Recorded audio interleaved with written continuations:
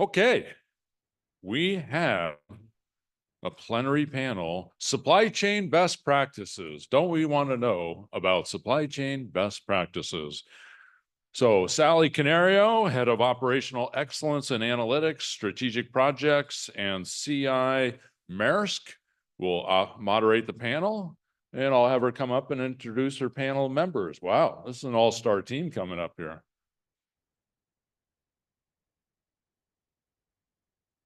How are you?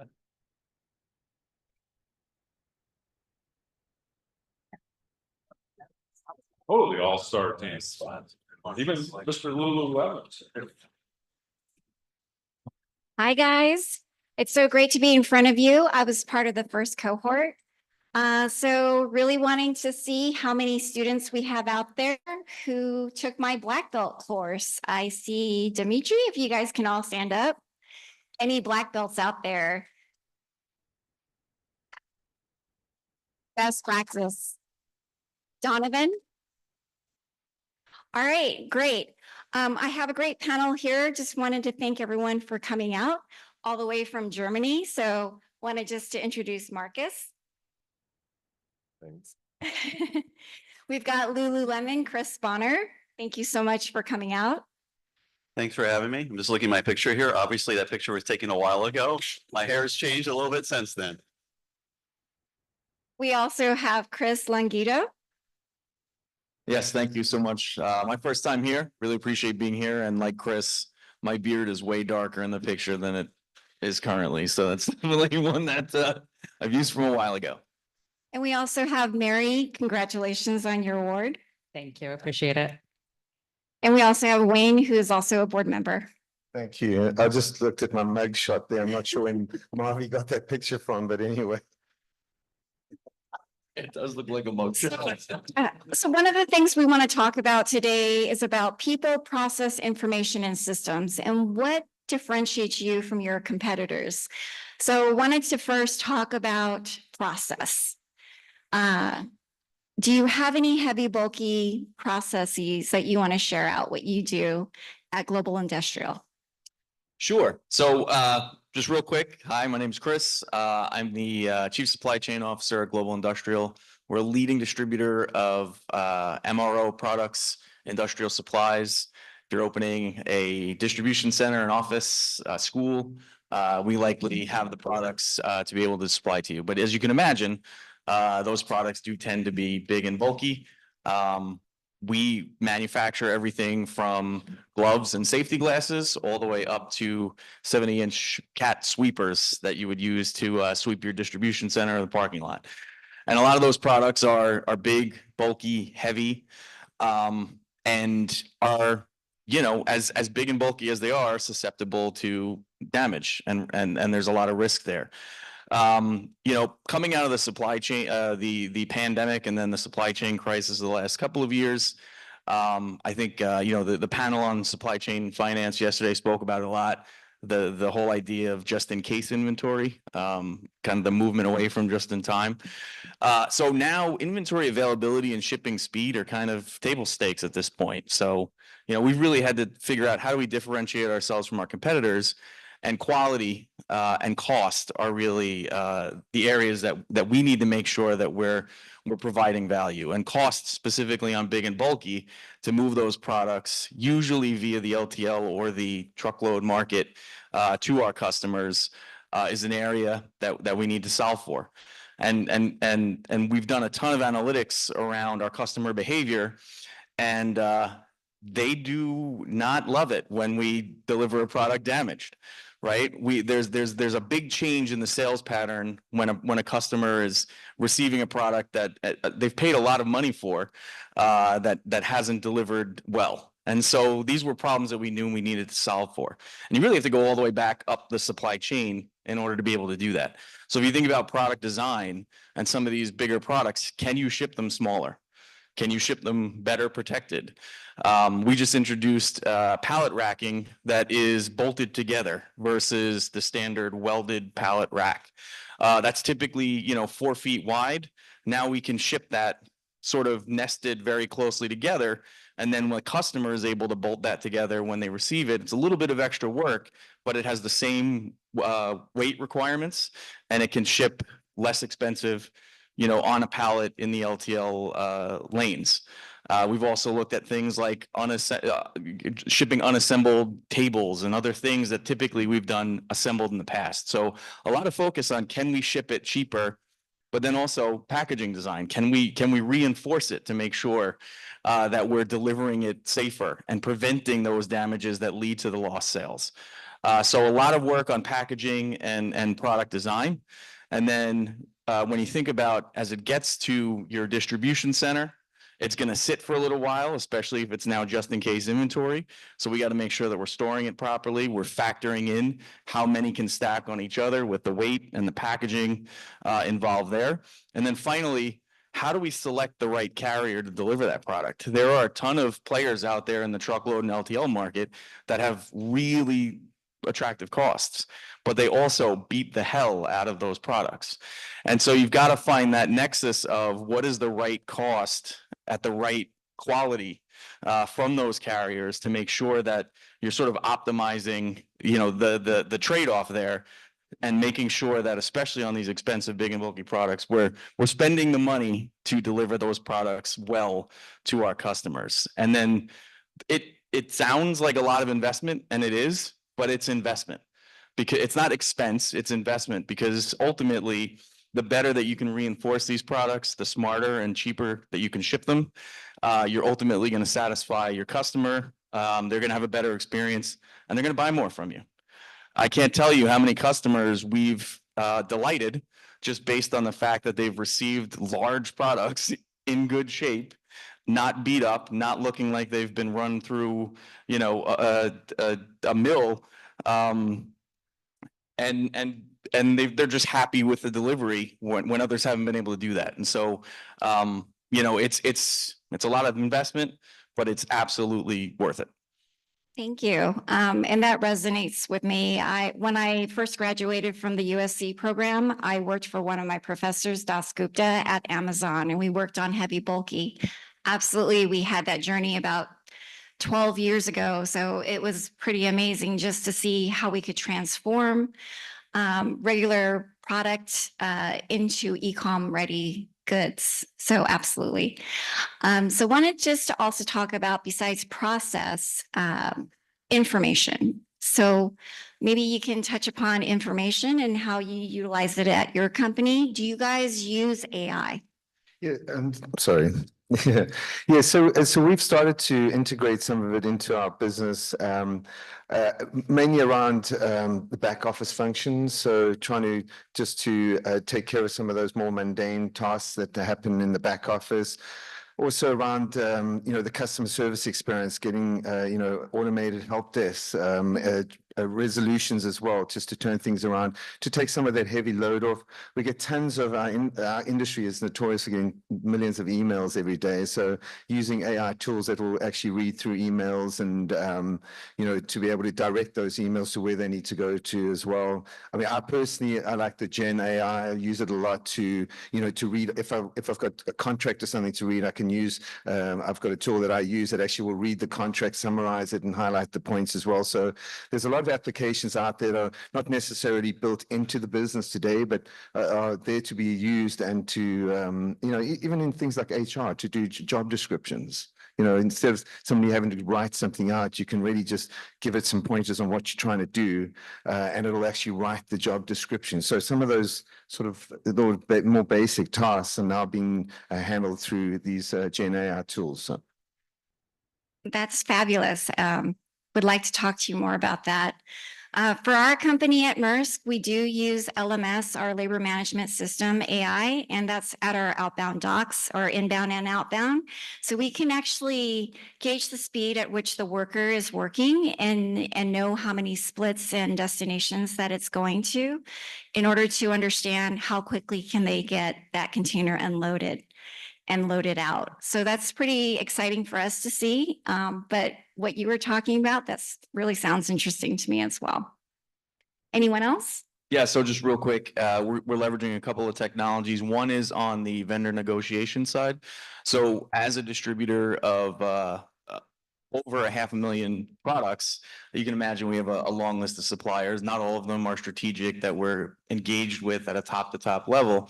And so things just as basic as payment terms, we have a technology that will reach out, get them to go back and forth, negotiate best possible payment terms, other terms within the contract, and then literally get them to sign off without really any of us having to look at it. So that's been helpful. We've had some gains there. And then from the distribution side, we're leveraging AI in our camera technology to train the system to look at potentially unsafe or suspicious behaviors, learn it, and then be able to surface those to our leaders within the building so that we don't have people sitting watching cameras all day. They can literally just see the exceptions that the system calls out.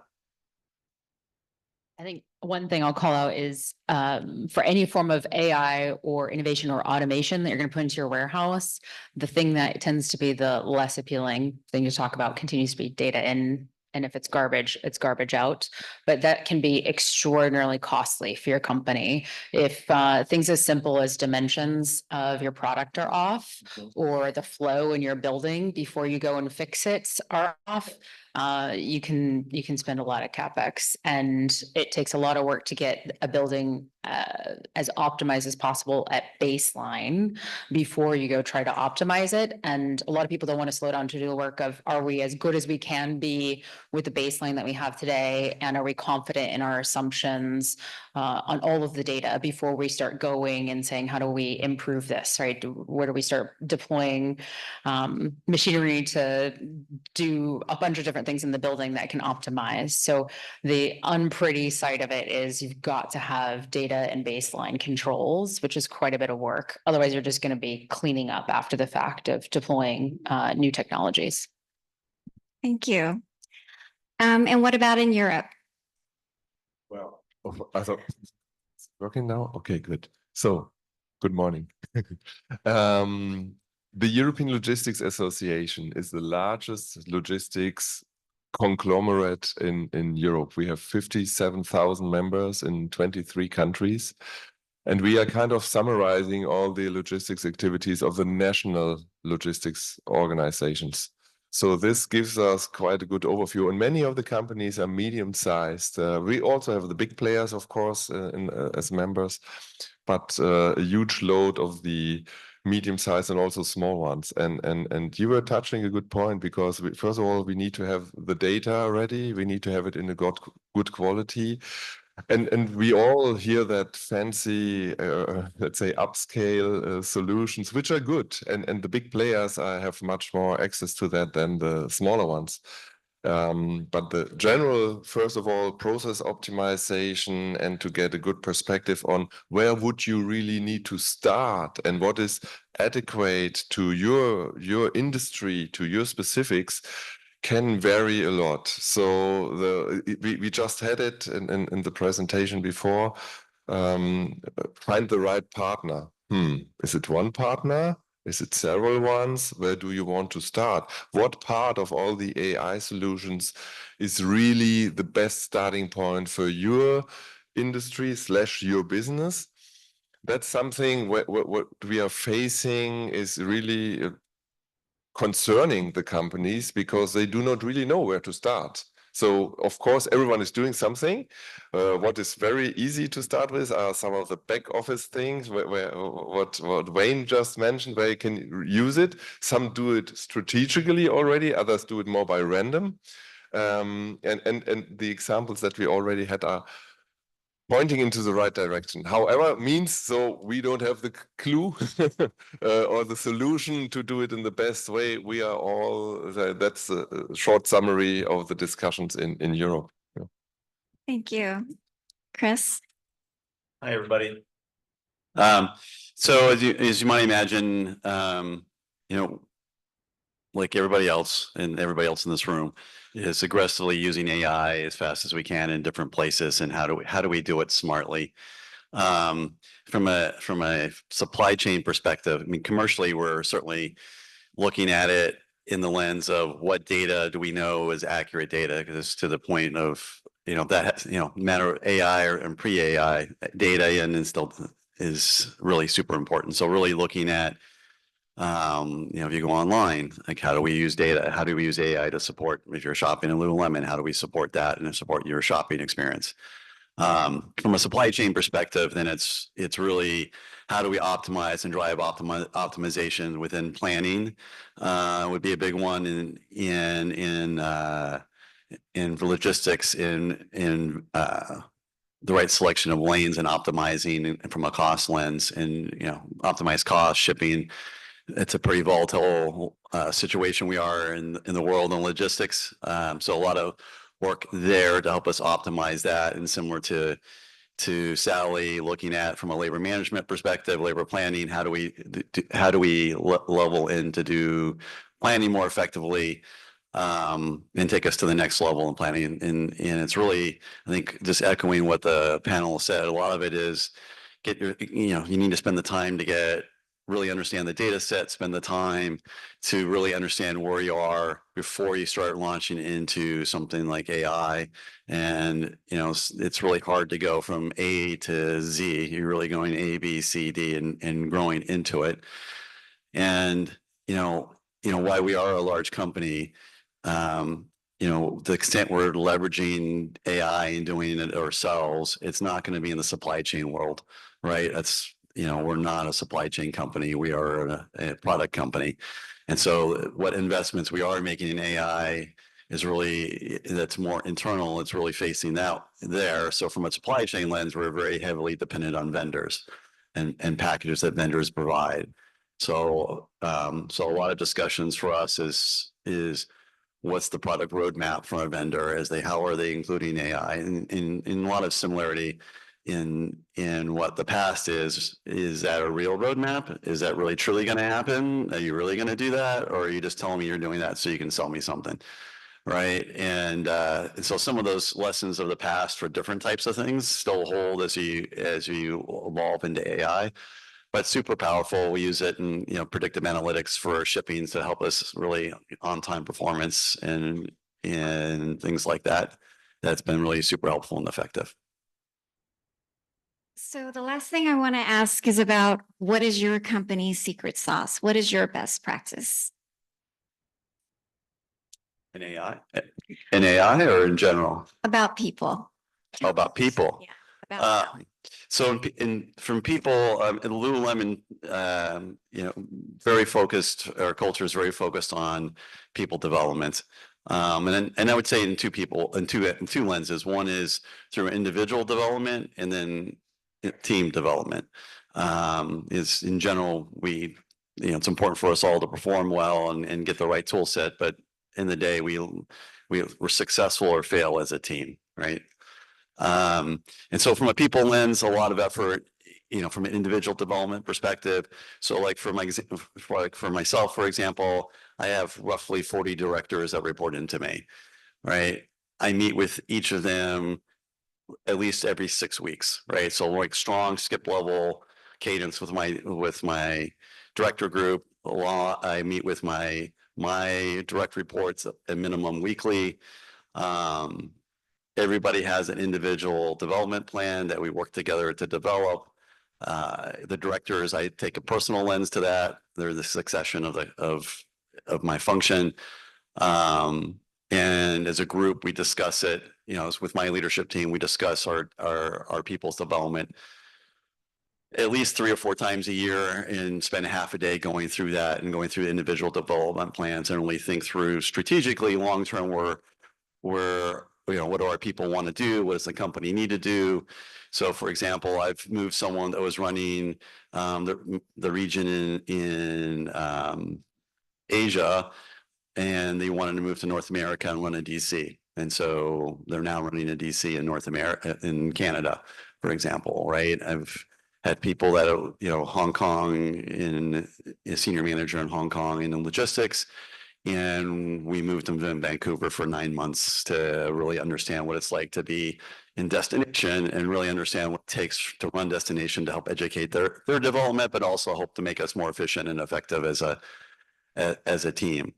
And then from a team perspective, a lot of team development work to really to think about how teams work, So for example, part of the reason I haven't been here for the last 3 days, my direct reports have been in LA for the last three days, and we spent 3 days together. Well, they spent 2.5 days together, really talking about how they want to work as a team, how they are going to be more effective as a team.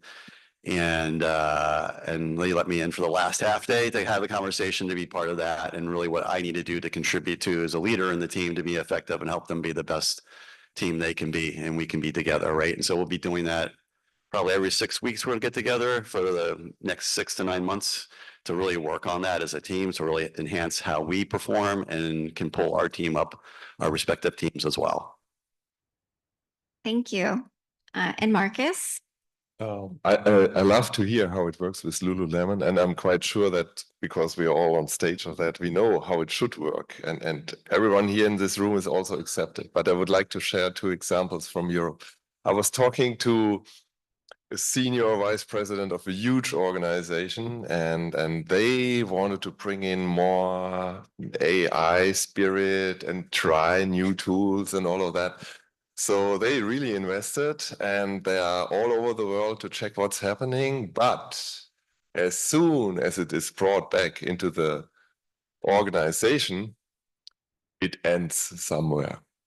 And this is something where I would say there is the biggest need in the change in the management structure, maybe, but also in the readiness of the organization and the people that really need to work with new components. Because imagine how it is.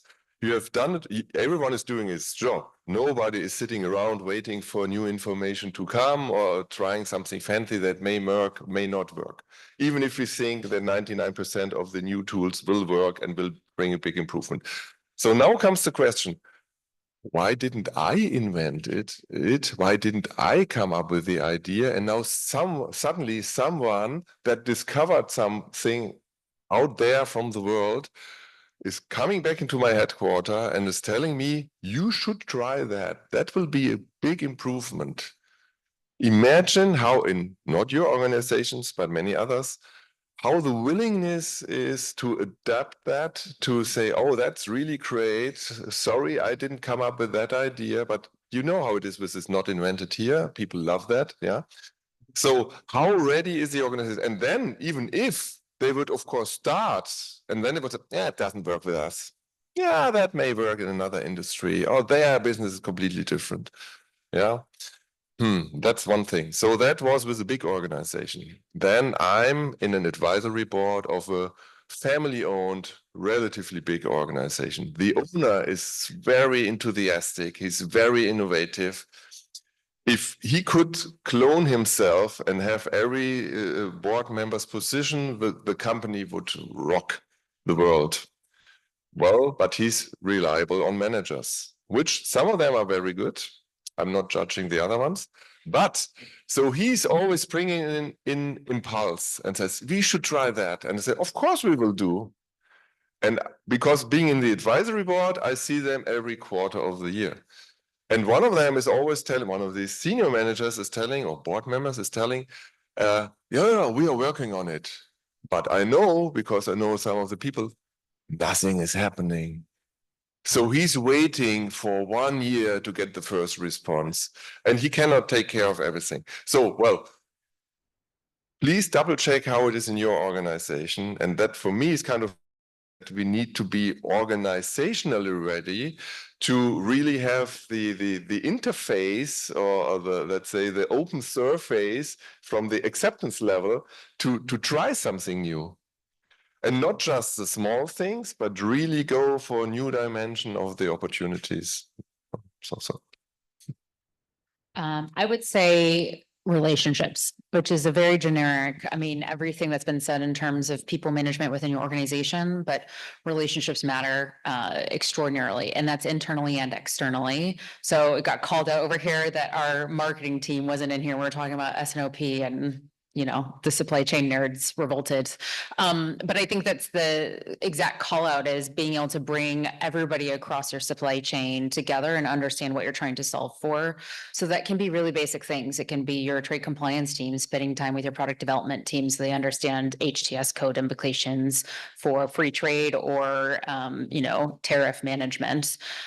It can be, I usually try to bring somebody from my finance team into conferences like this so they can hear all the moving pieces in the industry, to how you educate kind of executive leadership of what's happening, and you'll tell them updates of what's happening in the business and they will kind of hear it.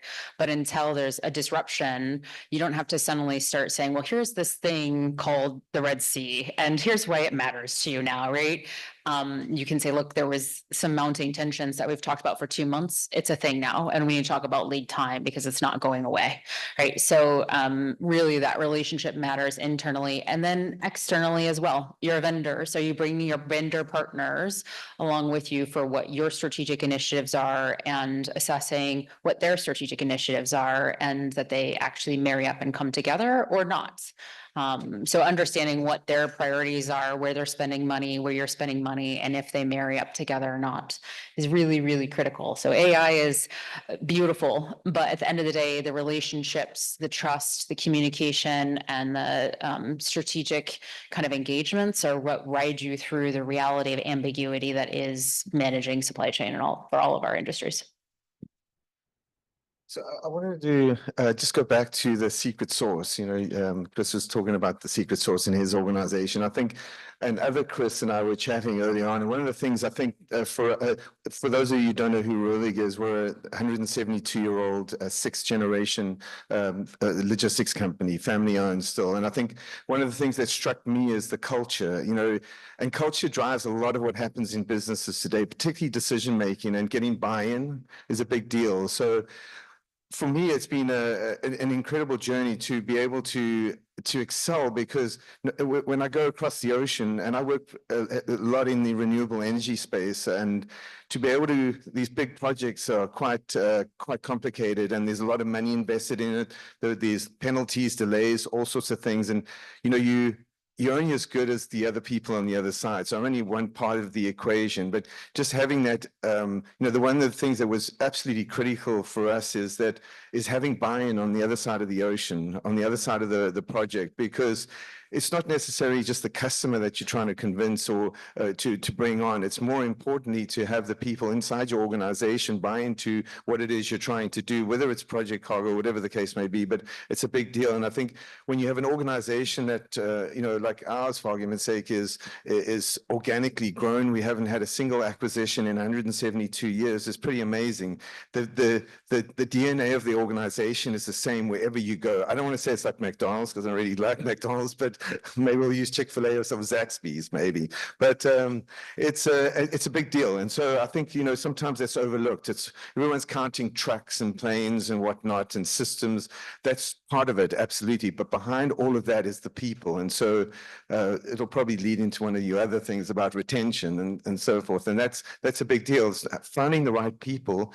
I think sometimes there's there's this need to fulfill a particular role, you settle in a way, if you know what I mean. And so it's trying to find those good people. And it's these types of events where you get to meet those people, connect with them. I think everybody is here because they're curious and they want to learn more. I mean, I learn more in these 2 days every year than I do in the last 10 years, you know what I mean, about what's going on the market and who are the people that are surrounding this industry. And it's amazing. So anyway, that was that's a good segue into talent retention.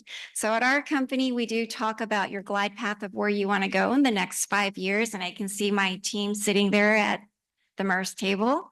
And we do talk about it openly and honestly. Where do you want to go in your career? And I'll help you get there. And I truly mean that.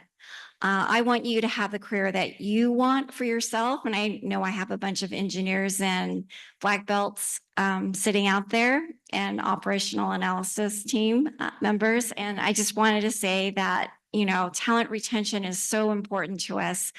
And we certainly want to invest in our folks, from our supervisors on up to our operations managers and our directors of our building. And some of the folks that are joining in cohort 12 are from our company as well. So we truly do feel this way about lifting from the bottoms up, right? And making sure that we invest in our folks. So with that in mind, can you tell me a little bit about your talent retention policy? At Lululemon or, so talent, I think as we look at talent retention, it's, a lot of the things I answered before, right, around development plans and focus and career development and connection. And, I think what you're hearing, as we listen to the group here talk, and the thing I reflected on was as I was listening is a lot of times people development and talent retention are not always a place we go to, right? If you're in a busy day, a lot of it's just getting work done. And so a lot of this is how do you slow down and pause and really pay attention to your team, and how do you pay attention to the people that work for you, right? And really spend time on development, spend time in helping people shape their career. And ideally the career would be within your company. And at the same time, it might not be, right? And so I think having, at Lululemon, a lot of it is how do you have authentic, real conversations around where do you want to go for your career? And that's why people stay, right? At the end of the day is like your career has a path there. But we also are willing to talk about options outside of us, right? And so that, it might be your path is something different. I remember when I started, and this really threw me off. I was talking to a senior manager and in logistics, and she had been in a freight forwarder for, I think, DHL for like 10 years, and then came to work for Lululemon, and she wanted to be a radio announcer, and it really threw me off, right? That there's this logistics professional that want to be a radio announcer, and we're talking about career development. She's still working for us, right? And she's a director in logistics. So we worked through that career career bump, I guess, right? But the point was, we did talk about it, and it wasn't like, from my lens, I didn't reject it or say, what are we like? Are you crazy? What are we talking about? It's much more of, okay, let's talk about what that means. Talk about and have an open, ongoing dialogue with them about their career and where they want to go. And I think in that individual's case, having a conversation, giving her the right things that she wanted to do from a career, kept her excited, growth path, and she's been at Lululemon now for 10 plus years, right? And and that's I would say in general how we connect to our people and retain people, right? There's certainly compensation and all the other stuff, right? And so, but you always can go places and get paid more money. And that's not why we stay at places, right? We stay at places because we enjoy the work, we see where we're going, and we like the people around us. And we're learning as we go, right? And that's what we do. Yeah, the only thing I was going to add is I think any company you have, to Chris's point, is gonna have a structure and an infrastructure. I think with the reality of the room having kind of a blended audience of people who will come into industry, people who are in the industry, and people who have been, one of the biggest things is you as an individual are your biggest advocate, right? So making sure that you take time to think about what you want and where you want to go, which sounds very easy to say, but it can unlock so much potential. And as a people leader, when somebody says, hey, I've been in logistics, but I'm kind of interested in demand planning, how do I get over there? That's somebody that I would in 2 seconds create a roadmap for them to get over there and understand it, to take what they learned in this part of the supply chain and apply it over here and grow their career and benefit us as a company. So people making time to articulate what they want, what they're interested in, and raising their hands sometimes good people managers, they make space for you to have those conversations. Sometimes you don't have good managers above you, right? And you have to start advocating and pushing. And I think likewise, taking time to ask for mentorship or support, think about what you want. I've had many people who've come to me and say, hey, will you mentor me? And I say, sure, you know, what are you thinking you want to talk about? And they're like, I don't know, I just wanted a mentor, right? So think about where you want to go and what you want to do, and then take action. And hopefully you're in a good company that does create a roadmap to be able to take you there.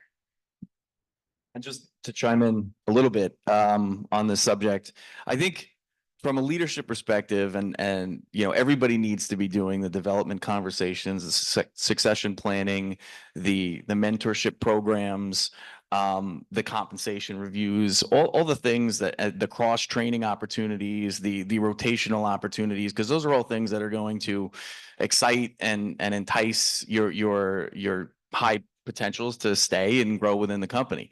But I know within our organization, the lifeblood of our team, being a distribution company, are the associates and the DCs that are moving product in and out of the building, right?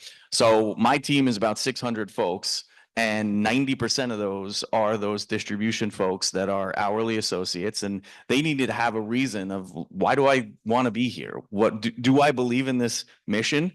Do I understand the mission? Do I believe in my leadership team? Are they being transparent? Are they, engaged with us?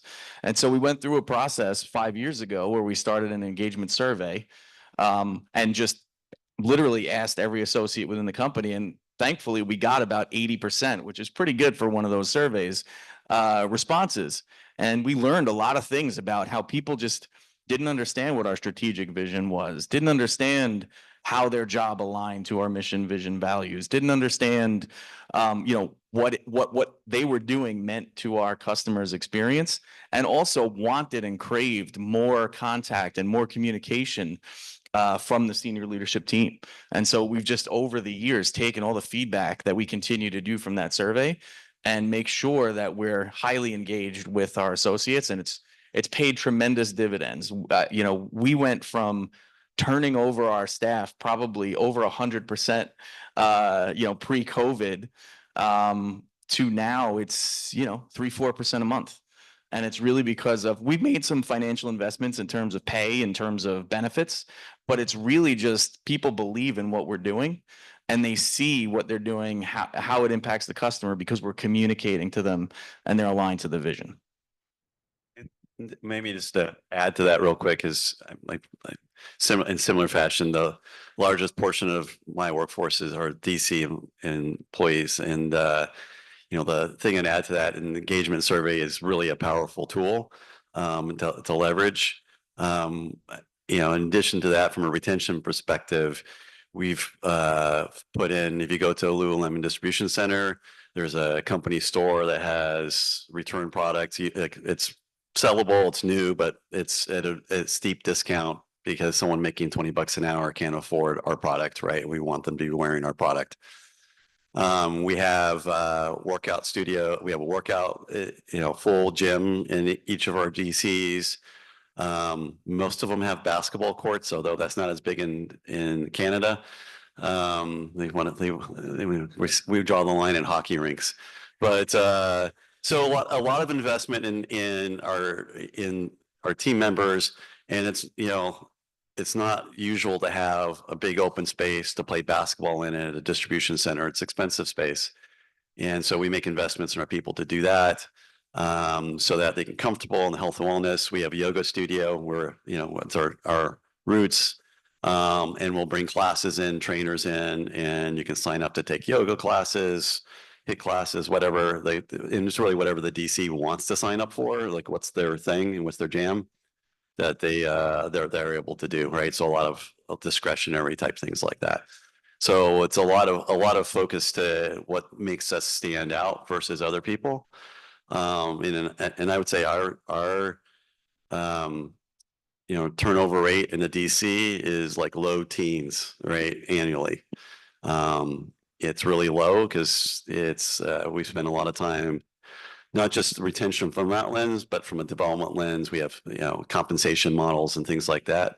competency models, sorry, not compensation models. We have those too, right? But competency models to help our team members know how to grow from starting to get to supervisor, so they have a clear development path, right? Which is really important for them, important for all of us. Just one more thing to add to that. It's pretty obvious, but obviously in a post-COVID world, the remote working is a big deal. In our organization, we almost all the employees have the ability to work at a portion of their week remotely, which particularly if you're like a young mom or something like that, it makes a big deal and people don't have to commute. So from a talent perspective, it allows you, if you even for full-time remote positions, it allows you to find talent in other parts of the country that you wouldn't necessarily be able to get in your own backyard. So it's opened the pool certainly from that perspective. I would my microphone. Okay, now I would like to give you two examples which fit very good to what you said. Example number one at least does. The Leclerc company, one of the big grocery retailers in France, they won the best practice supply chain award last year with the European Logistics Association. So it's like we have an ELA award each and every year, and it's like the Champions League of the national award winners. So they were the best realized project in Europe. They came up, and that was the award was for the new warehouse, which is completely integrated, a lot of AI installed, high-end solutions everywhere. And of course, still the guys that are on floor in the warehouse. So they need to be attractive for them. What they have recognized, and that's also something that has to do with the skills development, is that suddenly, because of the higher automation, the higher requirements, the fancy tools, they need to upgrade either upgrade some of these workers rapidly, or need to come up with new careers, which are more suitable to the necessities that we have nowadays.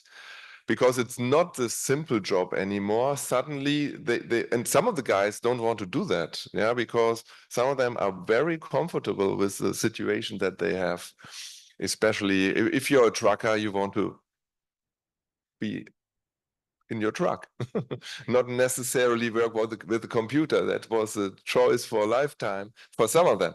However, so they found out that I was talking to the guy afterwards, because excellent solution, lovely to see. If you ever want to see it, give me a call.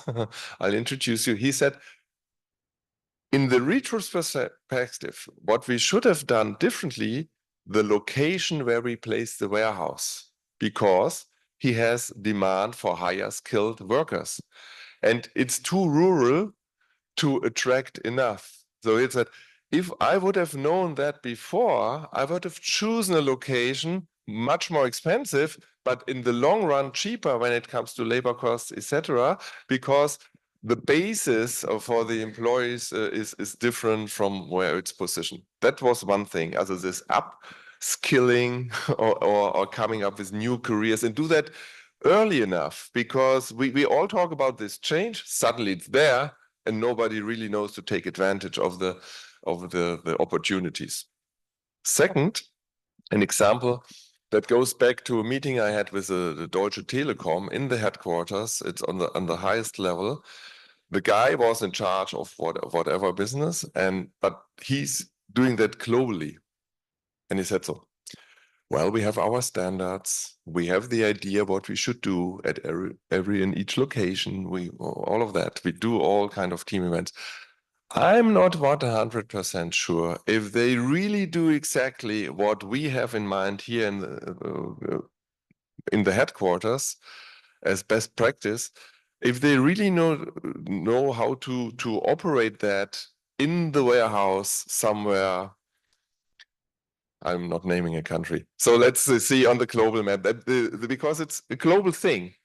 And that's something that I also see is very important for good best practice operations, to train the people on a globally standardized platform. and ta-ta, I'm here as the ELA president. We do have training concepts like that. So you can make sure with an ELA certification that the one operating something in the warehouse in Porto, the one in charge of operations here in the port of Los Angeles, and the one in the port of Hamburg, for example, if you talk to them, they are on the same level. It's an industry developed standard that can be used. This is one opportunity. However, to develop the organization further to the needs, I think this is a very important component. And the guy from the Deutsche Telekom kind of learned me that a couple of years ago, because he said, yes, we are doing good, but we could do better. And that common understanding, like we try to gain it also with all the other activities, I think it's very important. And common understanding is one thing, common skill set, comparability of that is an important aspect of it. So what I'm hearing from all of you is that it's always about people, process, information, and systems, but the people component is like the biggest and most important piece.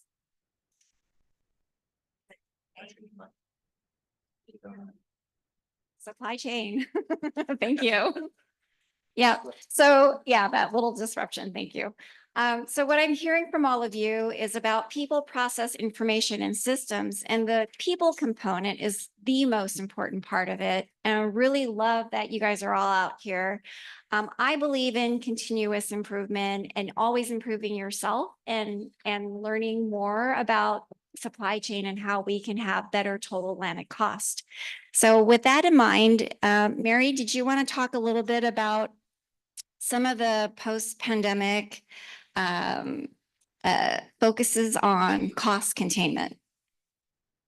I think a lot of retailers are focusing on, let's say this, during COVID, you couldn't sell things fast enough. It doesn't matter what you were doing. I was at Crocs at the time. Now I'm at Fender, but everybody had the same thing. You couldn't get stuff through your warehouse and on the shelves and to the retail stores or the consumers fast enough. So discipline in an S&OP process, discipline in your lead time management, and even fiscal discipline was, I won't say thrown out the window, but it was just a little haphazard. And so I think a lot of companies have been taking the last couple of years to come back into what discipline pre-COVID looked like for spend, for cost control, as well as S&OP, and how are we being more aware of where we're strategically putting inventory, how we're putting it there, and what makes sense for SKU rationalization, any of this kind of stuff that might have gotten undisciplined during COVID.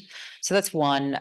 The second is, I think a lot of shippers, retailers are having to look at CapEx and OpEx and be really sure there's a solid business case for it. So again, you know, the ability to have a successful investment pay off is going to come down to, you know, do you have a solid baseline?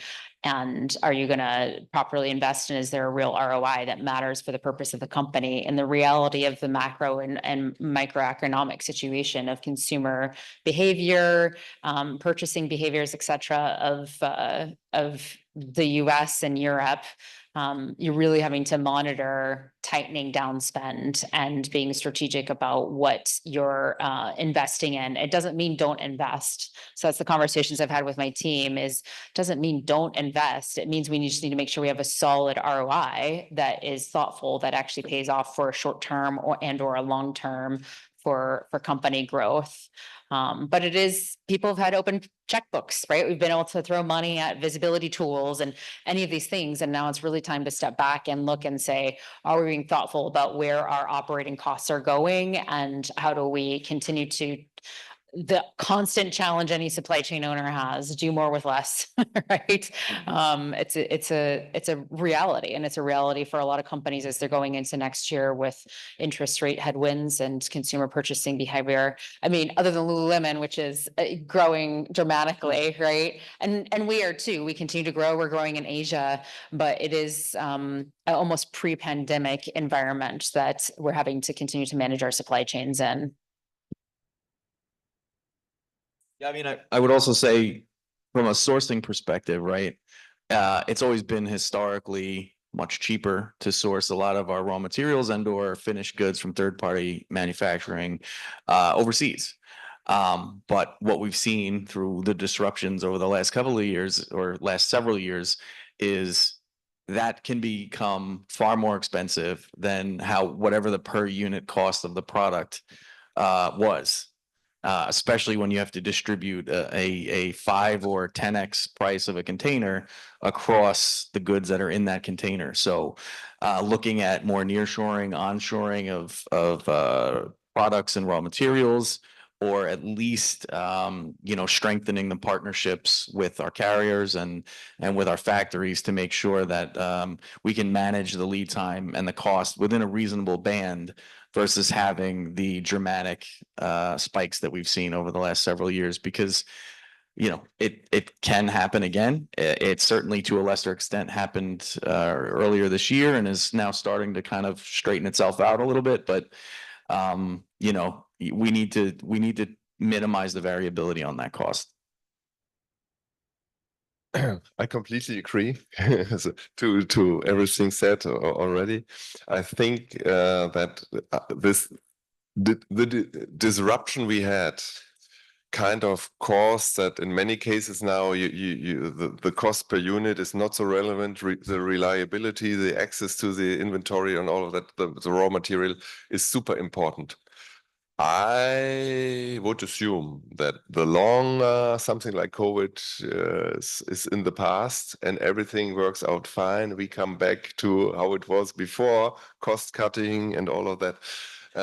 However, at that moment, at least for Europe, let's say, and also it's just the benchmark of the companies I'm talking with, it's still this feeling that it's better to have higher inventory and with that 100% reliability to have the products there. First of all, for the ones that are producing, for the other ones that are selling, to have it with the customer, because out of the learnings that we had, out of the tremendously increasing freight rates, they are more concerned about that than of the cost improvement per se per unit. It's because at the end of the day, if you don't make any turnover and of course your customers are willing to pay more if they can get the product and nobody else can deliver it, they made profit with higher costs per unit. So that's a learning that we still have. If we are back here in 5 years, maybe it changed. So what are some of the key lessons learned from the pandemic that Lululemon went through? I don't think we have enough time for us collectively to talk about the lessons we've all learned. Yeah. It is, right? I think, we're a lot of cases, and certainly the last 3 or 4 years, and continue to be hyper growth. And so some of the, how do we scale and support it? Like similar lessons we talked about, inventory availability is crucial, right? But it's not just inventory where it is in Asia at factories. There we go. Sorry, died for a second. But also within your own systems, right? So like a lot of times inventory can get stuck inside warehouses systematically and you can't get to it, right? Or it gets stuck by channel. Or so really, one of the biggest lessons that we did is how do you make sure every little ounce of inventory you have in a country in the world, that you know where it is, what it is, and you can see it and you can systematically do something with it. Which sounds like it should be straightforward, but there's lots of nooks and crannies and systems, right? That stuff gets stuck for a variety of reasons. And so how do you do that? And how do you make sure that the right people have visibility to all those things, right? So that you can make decisions of where it needs to go and what it should do, right? So in our case, making sure that, in current state is if we're selling something full margin in China and it's not selling in the United States and it's, we're marking it down, how do we get that to China so that we can get full price for that, right? And air freight in that case pays for itself, right? So it's really inventory and maximizing how we do that to be able to be reliable, maximize margin, and or optimize margin. Like ideally maximize, but you really don't ever get to do that. It's more optimized, and how do you do that and get the product to the right place? A lot of other lessons, but that's really a huge one. The other one would be the logistics world and the craziness of the last 3 years, 4 years in the pandemic, but I think most of us know about that one. Thank you. Well, I wanted to open up the floor for questions. Do you guys have any questions for the panelists on their best practices? First, I want to say I appreciate your comments. I definitely dropped a bunch of different tools and information. One thing I want to ask, you have a panel, PTC and PTC president, so you talk about talent competition. You also talk about growth along with the process. So my question is, we look at, you got a role, we have people merging careers, you have people in their careers, and those are the ones who leave, right? So there has to be a commonality, of course. You look at different characteristics of things at these different levels, right? So there's some that you grow from, when you grow from the manager to the director, there's differences there. When you go from the director to VP and so on and so forth, there's some differences there. So you all's experience, what were some of those differences? What are some of those things you try to reveal to your teams when they're growing or they want to grow to that direction, to that VP role, and to the SCG role, which is learning your role, characteristics, and your neighborhood that you deal with, inside of work and outside of work. I'm sure across the board, all that relationships with other peers in your roles to learn from the brother.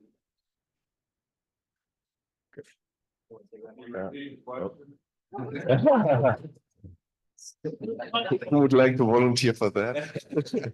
The question was basically, as we're developing our talent in our organizations, what are some of the key attributes that we see make people successful within grow within the organization at different levels? Is that fair?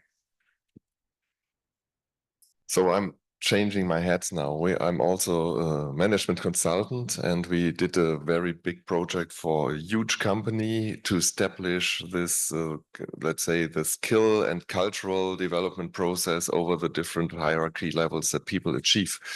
And I think one thing we touched that on the ground floor, you need to, of course, have the basic skills, and then you develop from junior to senior, etc., via the different levels. And then suddenly comes a point where you need to find a way to bring in tools that help for the creative aspects of it, to be more open, to see it differently, to have the leader skills activities. And that requires completely different trainings and also exchange with others out of other organizations, I would say, because at the specific point, and I've seen that with other organizations, if you just do it in your group that you've always surrounded with, it's like it can bring further improvements, but it has its limitations. So to really open, let's say, the box, go out, see what is happening around in a structured way, it's an important tool to improve the skill set, the openness, and being able to also recognize when the organization below you is not open for, not because the people are not open, maybe the structure is not open, or you may not have the right incentives to bring that new thoughts into the organization. I think, just now that I'm saying it, please double check how is your organization open for someone coming up with new ideas? Is it incentivized in a positive way, or is it not in the annual measurement of how they have performed? Because what I see in many cases, of course, you have different categories how you evaluate the performance, but it's usually based on what they do, what they have to do given over the last years, and you continue writing that story. Something that is completely new. Is there any positive effect for them, or is it just the risk? If I don't take the risk, everything is fine.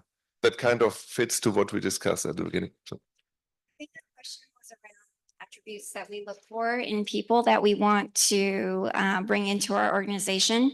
For me, I heavily recruit from this program. A lot of my team members went through this program and graduated. We have a cohort 8, 2 of them. We've got some 12s and some others. I'm cohort 1. My boss is cohort 2. Oh, I've got a peer that's also cohort 2. So it just goes on. And we like to pay it forward that way. What we look for is that fire in your belly, that you're interested in learning about supply chain, that you've gone through this program. It means that you've gone through somewhat of a rigorous program and that, that you're able to think very logically about our business. And that's what I look for in terms of, hiring people within my organization or for my organization. With that being said, we've got 2 minutes left. For all of you guys out here, you have another question?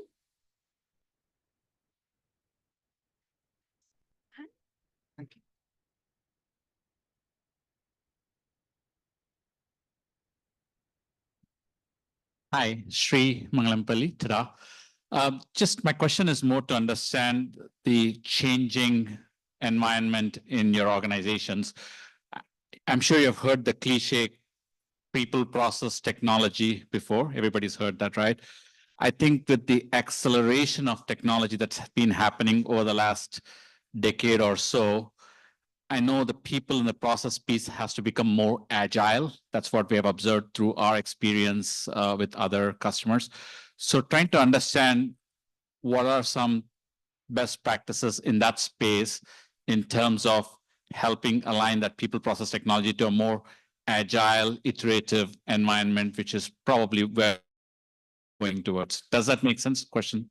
Sure. And I would say, at least, in my experience, involving the users of the technology at the very beginning and having them be stakeholders in how it's developed, how it's programmed, the use cases for it, the end goals of using the technology are critical.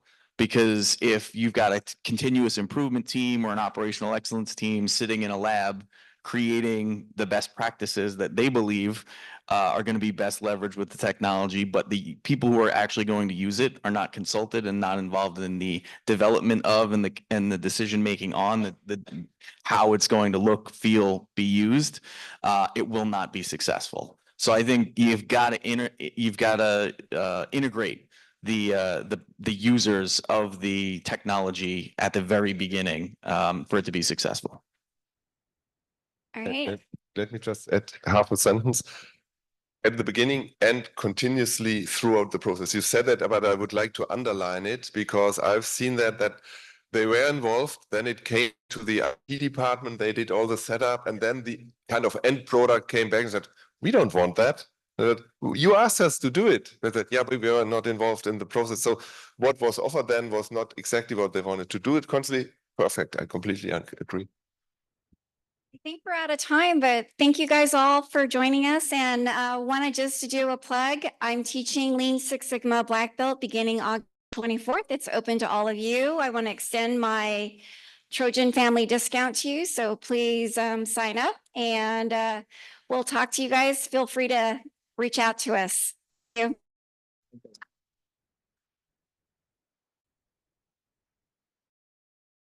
Thank you, Sally and crew. Very good. Hey, on the back of your badges are the sponsors for the summit. If you talk with any of these companies, please thank them for supporting us. The Port of Long Beach, Port of Los Angeles, Maersk, B of A. Thank them because without their support, it would not happen. So, all right, we're going to break for lunch. When you get back, we'll have a panel that will tell you where your lunch